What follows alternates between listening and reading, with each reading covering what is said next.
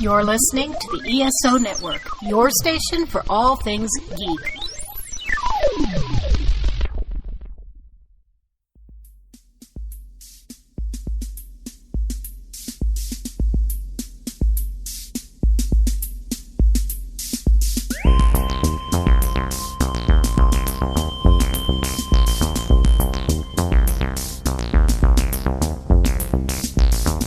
Hello, and welcome again to the Monster Sci-Fi Show. I am your host, The Monster, and I'm back with Obi-Wan Kenobi, part 5 of this mess. So let's begin with this whole deleted scene kind of sequence that never happened in any of the prequels, but apparently this is something that had to have been done or alluded to sometime during their relationship. I will give them points of what they were trying to get across about Anakin's kind of tunnel vision about having this need to win at all costs, so to speak. I think, and I'm not knocking Hayden whatsoever, I just think it's apparently how old he's gotten. Yes, he has the hair, he's got the ponytail, he looks like a Padawan, but the de-aging could have helped just a bit in this sequence. That's all I'm saying.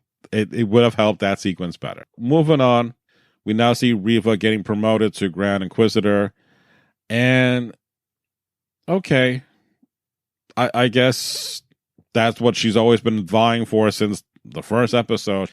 She's always been ruffling feathers of all her other brothers and sisters, especially the Grand Inquisitor, who something happened to him. I don't know.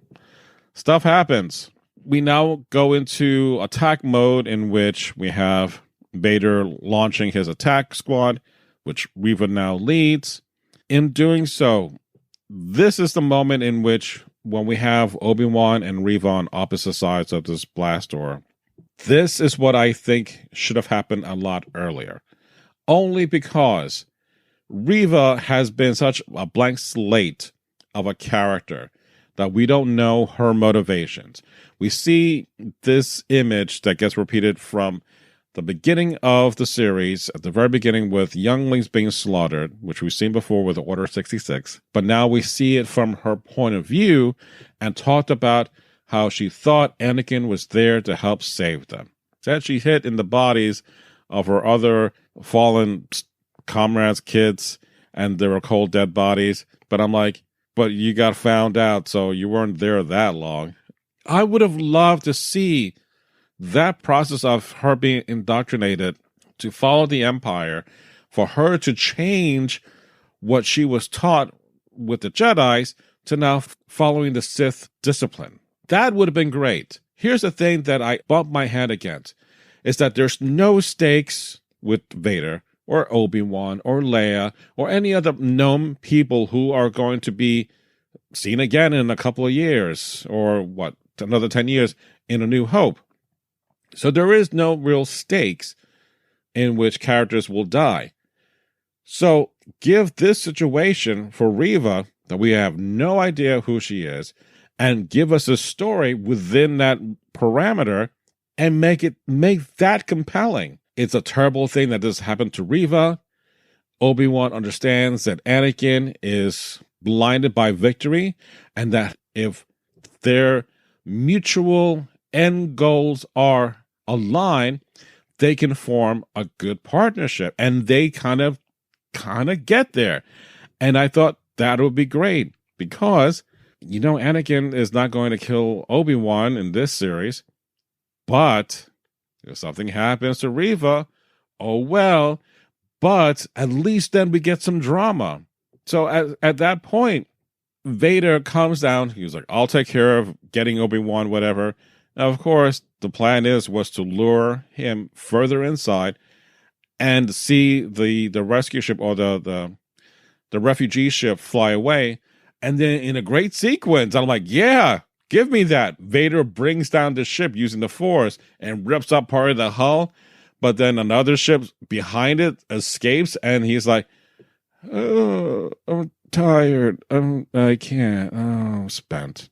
And I'm like, really? You couldn't do that again? Because, again, is this because it's young Vader and he doesn't know how to tap more into the dark side to bring more of that down? I felt weird about this only because, considering how strong he is and how tough he is, you would have thought, no, I got more and I could bring it down easily. The upside was that because Anakin Vader was distracted, this was the perfect time for Reva to go ahead and then attack him. Perfect. And of course, that plan failed. And I'm glad it failed the way it did. Because, Reva is going all at it. And really, this is her moment. She's waited all this time. But honestly, this is now episode 5 that we should have had a lot sooner for us to care about. Is she going to survive this? That's the thing that we should be knowing. But she gets stabbed.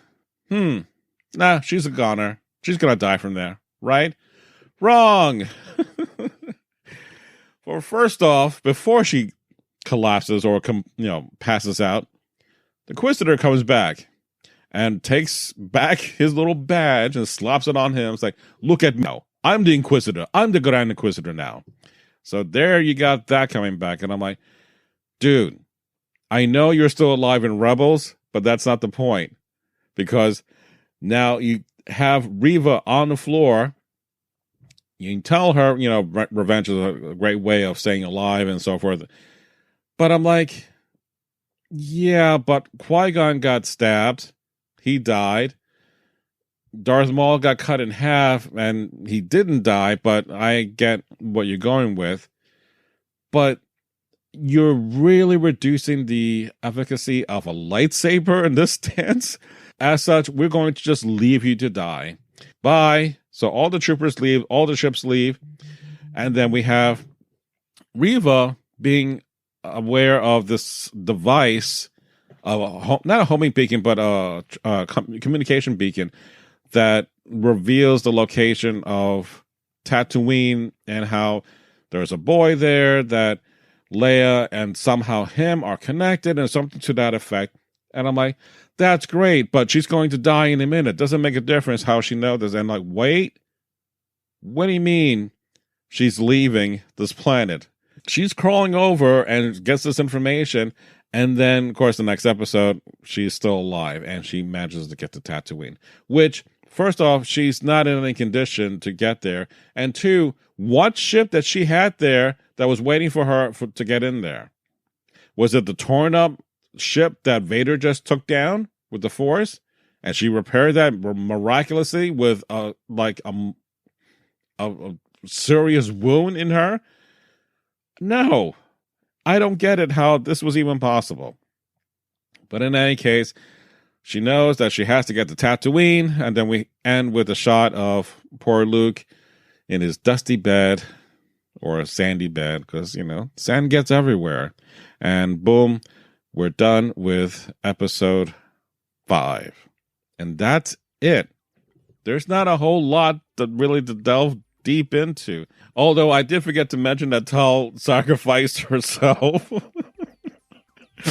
in the process after it was revealed about Reva's background to Obi-Wan. So I'm like, all right, but Tal, gives her a compelling speech about her need to do what she does because of what has been going on, and she couldn't abide by that. Her little holster that she kept like little notches of all the Jedis that she had saved. I'm like, okay. But again, considering how Tala has been used, you could have ridden her out a much sooner point.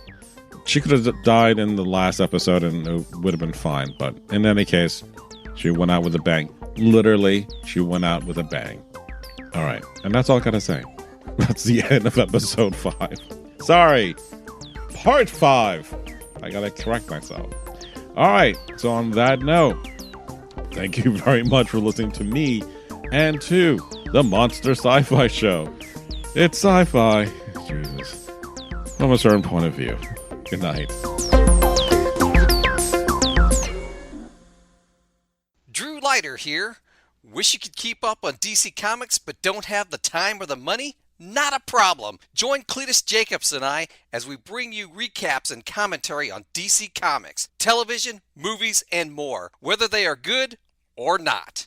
The Earth Station DCU podcast comes out weekly and is part of the ESO Network.